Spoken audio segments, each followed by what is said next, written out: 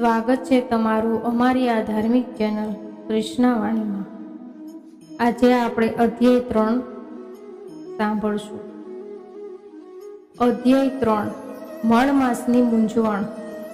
સાક્ષાત નારાયણ ભગવાન પોતાના શ્રીમુખેથી બોલ્યા કે હે દેવર્ષિ, દ્વાપર યુગમાં આ પાવન પુરુષોત્તમ માસની પવિત્ર કથા પાંડવોએ ભગવાન શ્રી કૃષ્ણના શ્રીમુખે સાંભળી હતી અને તેના પુણ્ય પ્રભાવે તેઓ કૌરવોના ત્રાસથી મુક્ત થયા હતા।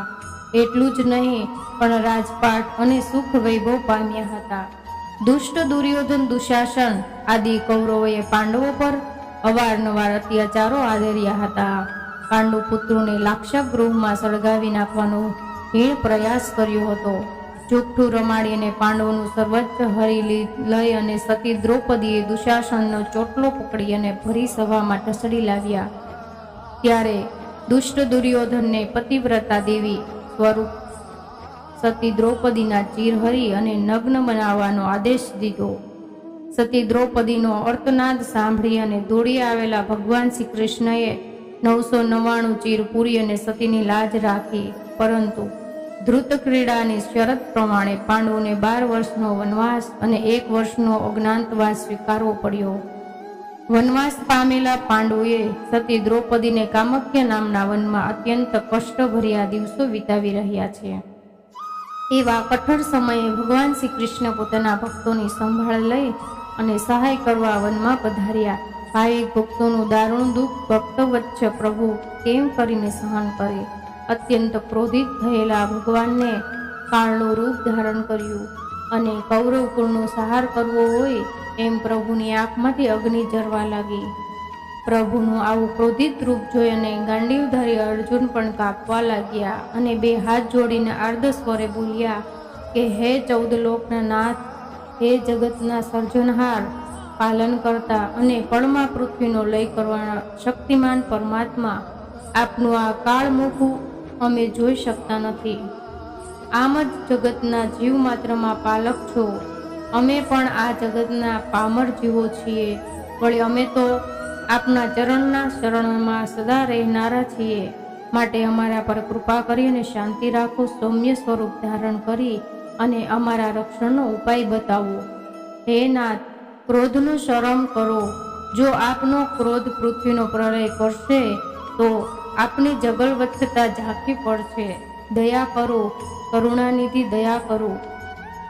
અર્જુનની આર્તસ્તુતિ સાંભળી ભગવાન શ્રી કૃષ્ણનો ક્રોધ શાંત થઈ ગયો।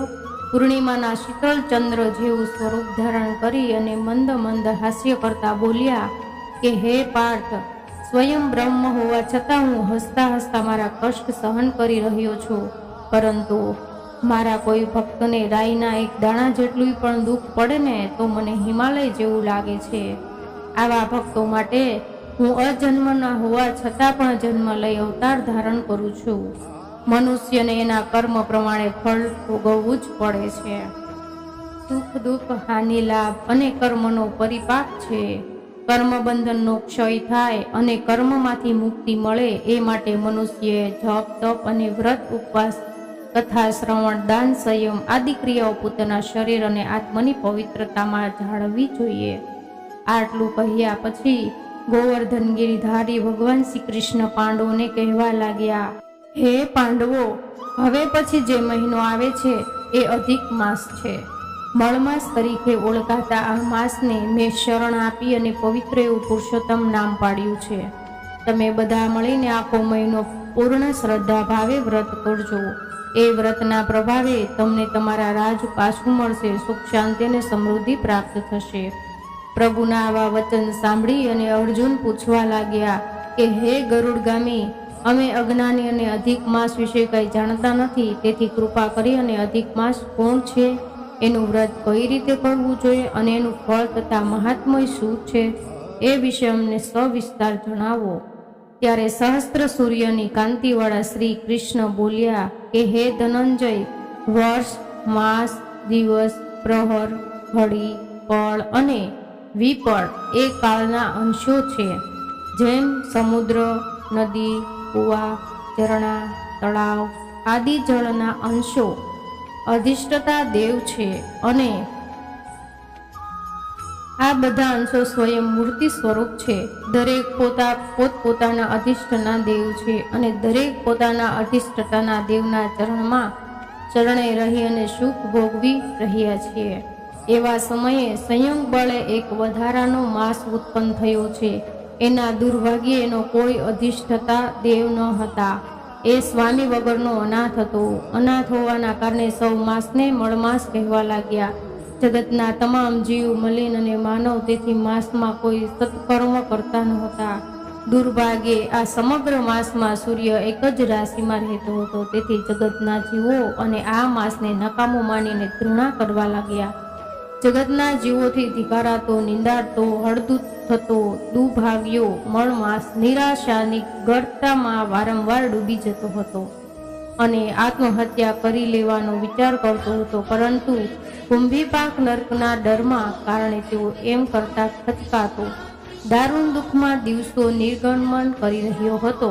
એકવાર ઘોર નિરાશાને પ્રાપ્ત થયેલા મળમાસ વૈકુંઠ લોકમાં મારા શરણે આવ્યો અને અશ્રુઓની મારા ચરણ પખાડીને ગળગળા અવાજે મને કહેવા લાગ્યો કે નૈમિષારણ્યમાં બિરાજમાન સુત પુરાણીનું સનકાદિક મુનિવર્યા કહી રહ્યા છે કે ભગવાન નારાયણ દેવર્ષિ નારદ કહે છે અને શ્રી કૃષ્ણ પ્રભુ પાંડવ પુત્રોને સાંભળે છે. ત્યારબાદ શું બન્યું તે હું મારી અલ્પમતી અનુસાર તમને કહી સંભળાવું. જય શ્રી કૃષ્ણ.